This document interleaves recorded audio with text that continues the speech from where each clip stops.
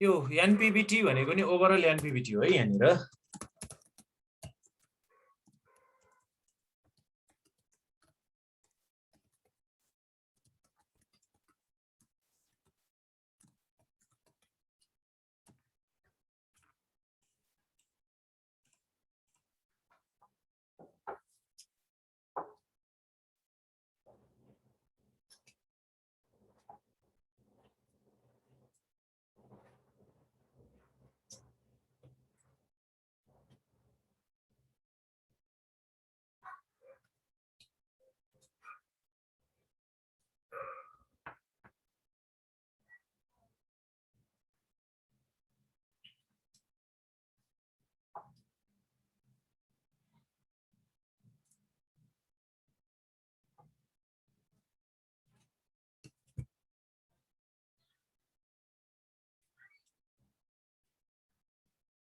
भयो यो रिक्वायर्ड सेल्ससम्मको कुरा भयो।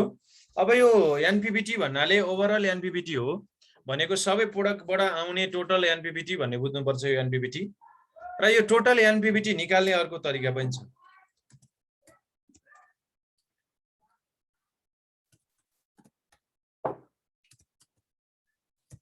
टोटल एनपीबीटी अथवा जुनलाई हामीले प्रॉफिट भन्छौं अथवा नेट अपरेटिङ इन्कम भन्छौं हैन, प्रॉफिट मात्रै भनेर दिन सक्छ। यो प्रॉफिट निकाल्दाखेरि चाहिँ मल्टी प्रोडक्टको केसमा के हुन्छ प्रॉफिट भन्दाखेरि, जस्तो सिंगल प्रोडक्टको केसमा हामीले के भन्थ्यौं प्रॉफिट भनेको sales minus variable cost minus fixed cost भन्थ्यौं। Sales minus variable cost minus fixed cost भन्थ्यौं कि भन्थेनौं। त्यस्तै यसमा चाहिँ के भन्नु पर्यो टोटल सेल्स भन्नु पर्यो माइनस टोटल भेरिएबल कस्ट भन्नु पर्यो र टोटल फिक्स कस्ट भन्नु पर्यो। यसरी निस्किन्छ नि हैन त।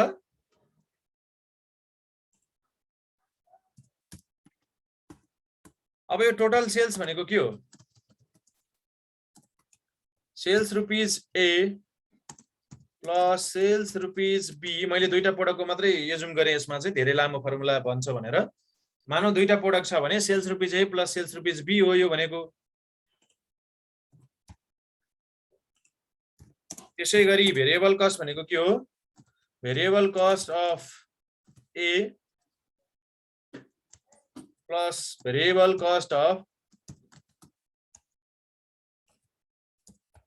बी भन्ने प्रोडक्ट हो र माइनस टोटल फिक्स कस्ट त अघि नै मैले लेखिसकेको छु, त्यही भएर यसलाई टीएफसी मात्रै भन्दै बुझिहाल्छ। टोटल फिक्स कस्ट भनेको departmental fix cost plus joint fix कस्टको, यो कुरा हामीले माथि भनिसकेका छौं। अब यसलाई अझै डिटेलमा लेख्ने हो भने के भन्छ यो फर्मुला भन्दाखेरि सेल्स रुपीज ए भनेको के हो, sales unit a into SPPU ए हो नि हैन त। बुझिरहेछौ नि यो कुरा?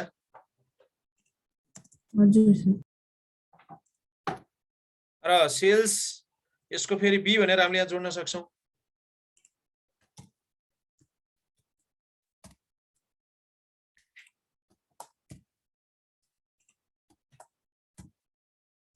यो हो टोटल सेल्स भनेको, यो भयो। अब भेरिएबल कस्ट भनेको के हो, भेरिएबल कस्ट भनेको नि यस्तै हुन्छ हेर, यस्तै सेल्स युनिट्सले नै मल्टिप्लाई गर्ने हो, तर भीसीपीयू भन्छ त्यसमा चाहिँ। युनिट त हामी सेल्स युनिटै लिन्छौं किनभने प्रोडक्सन युनिट र सेल्स युनिट बराबर हुन्छ, त्यसले गर्दा सेल्स युनिट नै लिने हो। एसपीपीयू को ठाउँमा भीसीपीयू हुन्छ, एसपीपीयू को ठाउँमा भीसीपीयू हुन्छ।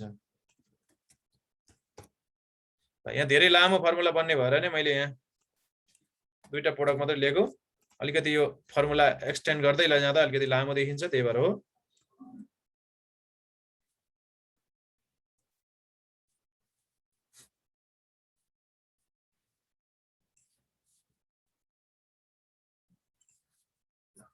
यो फर्मुला हामीलाई कुन बेलामा चाहिन्छ भने, यो फर्मुला हामीलाई कुन बेलामा चाहिन्छ भने, जस्तो म तिमीहरुलाई एउटा एक्जाम्पल देखाउँछु कस्तो क्वेशनमा यस्तो फर्मुला चाहिन्छ भन्ने कुरा।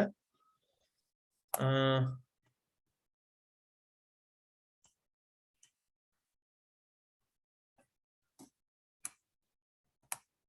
29 30 क्वेशन नम्बर 30 मैले यहाँ राखेर हिँड्छु। एकचोटी बुकमा हेरेँ है त मैले। क्वेशन नम्बर 30 मा होला सायद यस्तो चाहिने।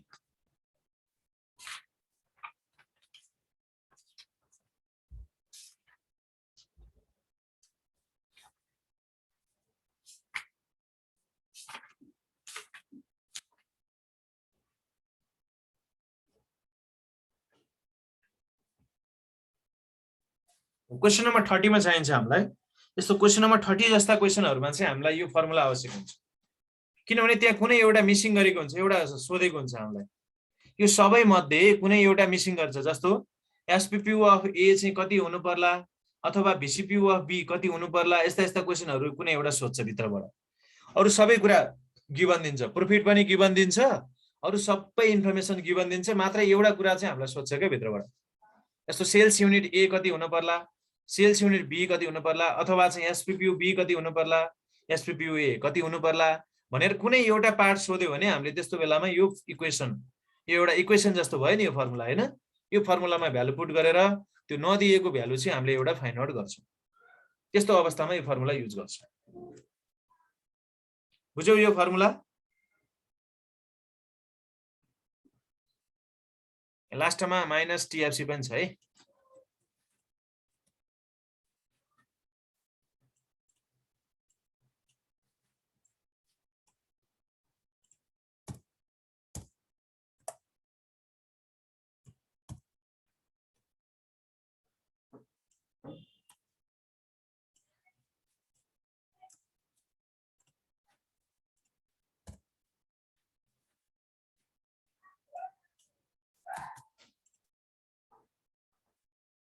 यो फर्मुला नोट गर्यौ सबैले?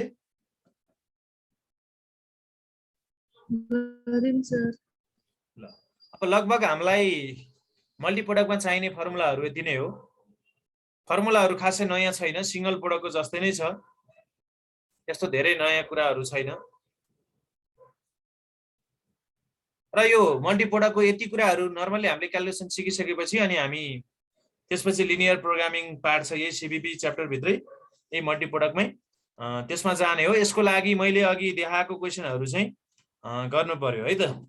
क्वेशन नम्बर 26 बाट छ यो बुकमा। क्वेशन नम्बर 26 नयाँ बुक छ भने त्यसमा 26 बाट छ, पुरानो बुक छ भने चाहिँ क्वेशन नम्बर फरक पर्न सक्छ है। फेरि मैले नयाँ बुकको कुरा गर्दै छु, एकाउन्टको नयाँ बुक हुनेहरुले क्वेशन नम्बर 26 बाट यो हेर्न सक्छौं। अस्मिता पब्लिकेशनको नयाँ बुक हुनेहरुले क्वेशन नम्बर हाम्रो 26 बाट चाहिँ मल्टी प्रोडक्टको क्वेशनहरु छ। र यो 26 भन्दा अगाडि हामीले केही टपिक अझै पढ्न बाँकी छ, त्यही भएर मैले यो छोडेको हो। त्यो भन्दा अगाडि जम्पिङ फिक्स कस्ट र लिफो फिफो भन्ने पढ्ने बाँकी छ है, त्यसलाई मैले लास्टमा हेर्न खोजेको हो। जम्पिङ फिक्स कस्ट र लिफो फिफो भन्ने केसलाई, त्यही भएर हामी 26 मा आइपुग्यौं।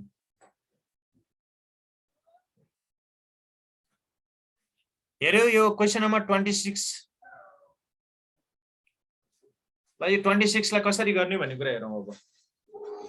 नभए पहिला इन्कम स्टेटमेन्ट वाला क्वेशनबाटै सुरु गरे नि भयो, हामीले फर्मुला पनि त्यहीबाट सुरु गरेका छौं। इन्कम स्टेटमेन्ट वाला क्वेशनबाटै सुरु गर्ने हो भने 29 बाट सुरु गरौँ नि त। 29 बाट सुरु गरौँ ल।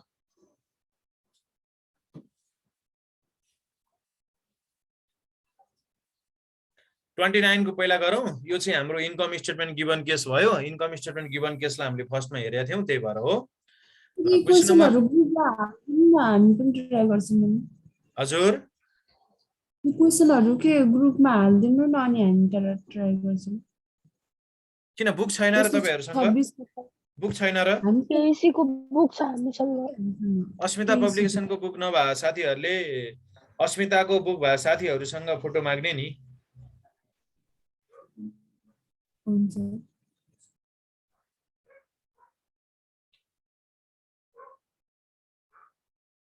ल यो क्वेशन नम्बर 29 लाई हेरौं। क्वेशन नम्बर 29 लाई हामी ट्राई गर्न खोज्दै छौं अब। अस्मिता बुक्सको चाहिँ question number 29।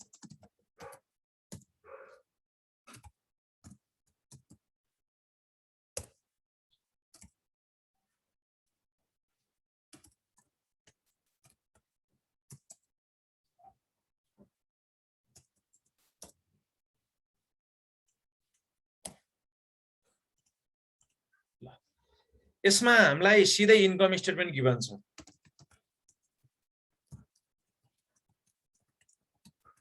Income statement given छ, यो लेखिरहनु पर्दैन, मैले भनेको मात्र इन्कम स्टेटमेन्ट गिवन छ भनेर।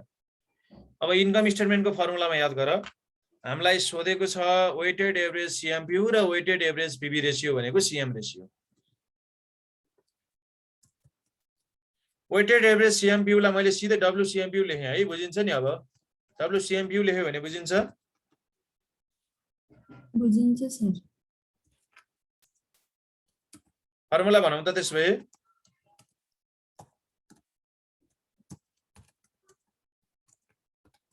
total contribution margin by total sales units. Income statement given छ भने सिधै हामीले total CM by total sales unit लगाउने हो।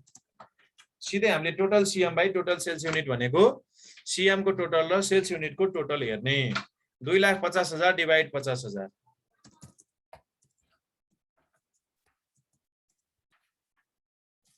कति आयो?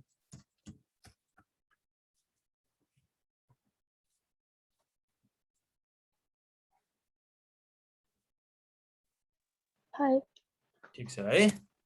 त्यसपछि यसमै सोधेको छ WCMR PV W त्यो PV रेशियो भनेको CM रेशियो है, त्यही भएर WCMR भनेको त्यसलाई हामीले यहाँनिर यो PV रेशियो भनेको के हो? CM रेशियो हो। कस्तो CM रेशियो त मल्टी प्रोडक्टको केसमा WCM रेशियो, त्यो PV रेशियो भनेको CM रेशियो हो। ल यसको पनि फर्मुला सेम नै छ,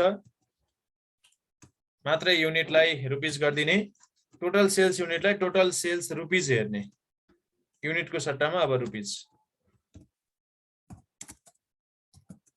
2,50,000 डिवाइड सेल्स रुपीज कति छ हेरौँ त, सेल्स रुपीज 9 लाख छ। यो डिवाइड गर्दाखेरि एक्ज्याक्ट पोइन्ट आयो भने पोइन्टमा लेख्ने, नभए फ्र्याक्सनमा लेख्ने।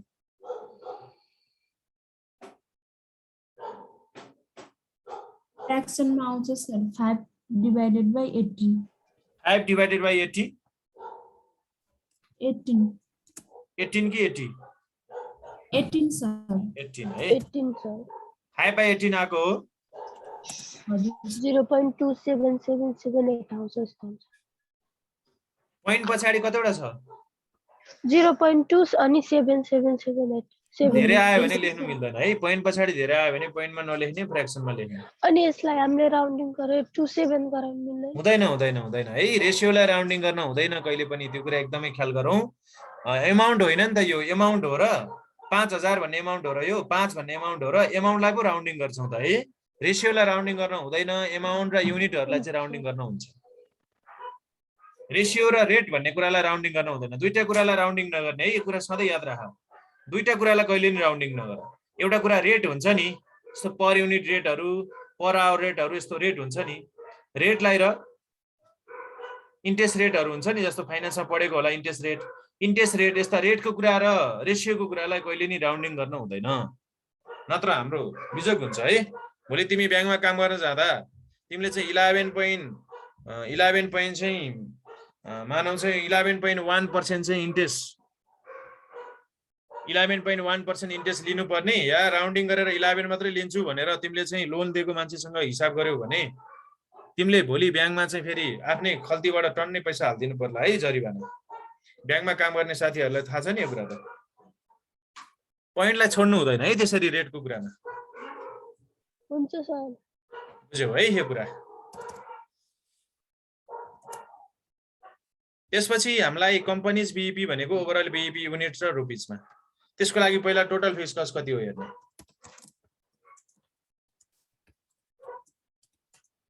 टोटल फिक्स कस्ट भनेको डिपार्टमेन्टल फिक्स कस्ट 40 र 50,000 अनि 90,000, 40,000 प्लस 50,000 भनेको डिपार्टमेन्टल, यो चाहिँ डिपार्टमेन्टल हो यो दुईटा, प्लस जोइन्ट फिक्स कस्ट भनेको 90,000, 1,80,000। Departmental fix cost plus joint fix cost भनेर लेख है, फर्मुला लेख्ने हो भने यसमा departmental fix cost plus joint fix cost भन्नु खोजे हो।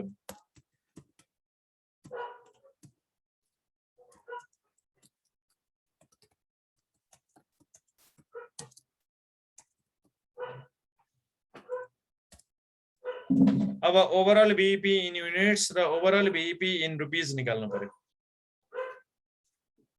यही माथिको फर्मुला म यहाँ राखिदिन्छु, त्यसबाट हेर्ने।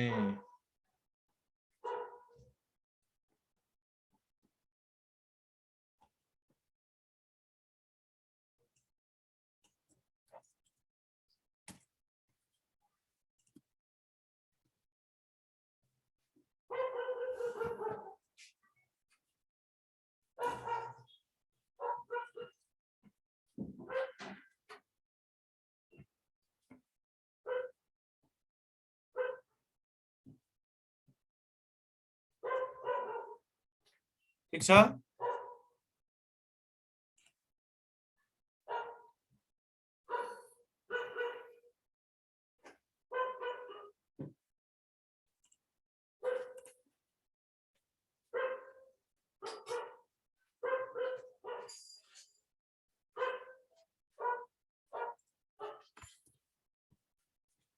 र 3 नम्बरमा भनेको छ total profit of the company.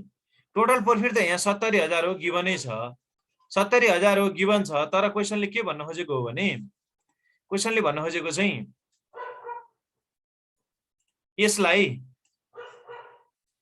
फर्मुलाबाट देखाइदेऊ न भनेको छ। निक्लन त 70,000 हो निस्किने, त्यही देखाइदेऊ। तर फर्मुलाको माध्यमबाट देखाइदेऊ न।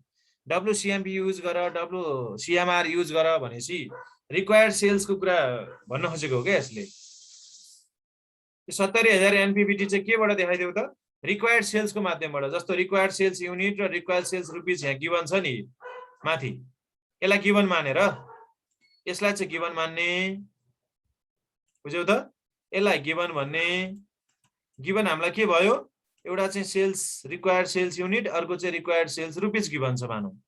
त्यसपछि यसलाई चाहिँ वाट भन्ने के हामीलाई थाहा छ 70,000, तर थाहा नपा जस्तो गरेर निकाल्ने रे। के जस्तो गरेर निकाल्ने रे?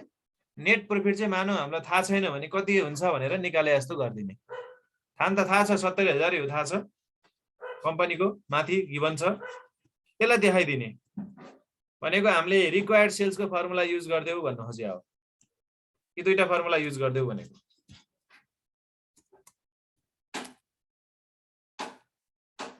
यो दुईटा फर्मुलामा राखेर निकाल्देऊ भन्न खोजेको चाहिँ।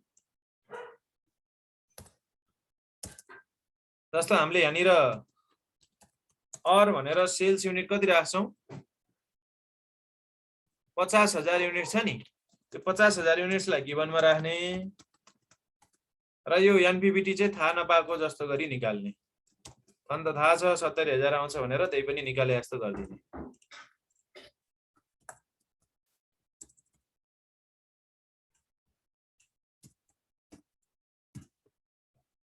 त्यसै गरी यसमा पनि त्यस्तै गर्ने।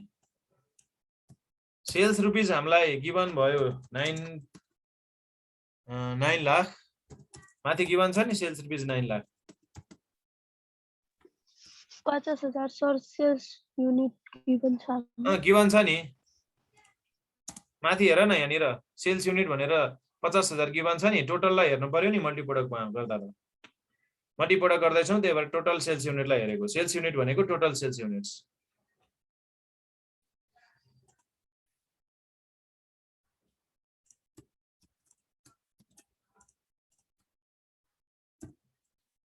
यसमा पनि त्यही गर्ने।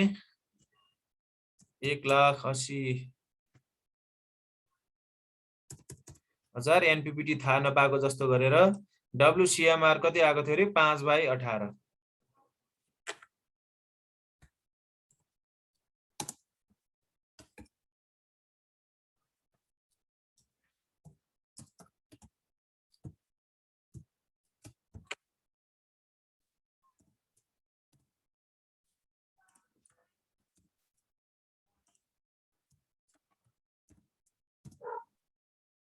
सर त्यसमा क्वेशन ना के युजिङ वेटेड र अनि पीपी रेशियोबाट भनेछ त।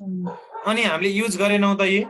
यहाँ WCMP युज भयो कि भएन हेर त, यहाँ तल्लोपट्टि युज भएको छ कि छैन होला? भन्छ। अनि यसमा WCMR युज भएको छ कि छैन होला? पीपी रेशियो हो, त्यही युज भएन त। युज गर भनेको हामीले युज गर्यो कि गरेनौ? गर्यौ युज? गरम सर। हो, त्यही युज भनेको त्यही हो है। युजिङ भनेको त्यही हो। त्यसलाई युज गर भनेको हामीले युज गरेकै छौं नि त्यसलाई। यसको दुईटैको एनपीबीटी त्यही 70,000 आउने हो। क्वेशनमा त्यही 70,000 छ, त्यसलाई युज गरेर देखाइदिने मात्रै हो।